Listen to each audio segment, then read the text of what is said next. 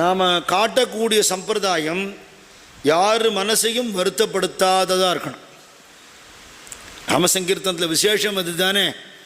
யார் சொல்லலாம்? யார் வேணால் சொல்லலாம். அதுக்கு என்ன தகுதி வேணும்? நரஜன்ம பந்தாகே நாளிகே இருவாகே கிருஷ்ணாயன பாரதே.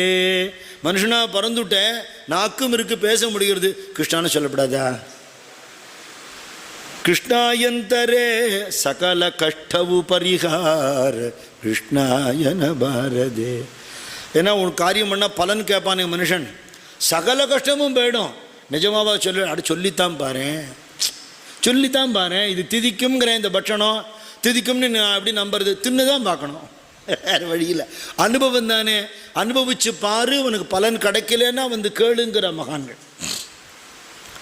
அப்படி அந்த குரு ஸ்மரணம்ங்கிறது இடையறாததான் இருக்கும்.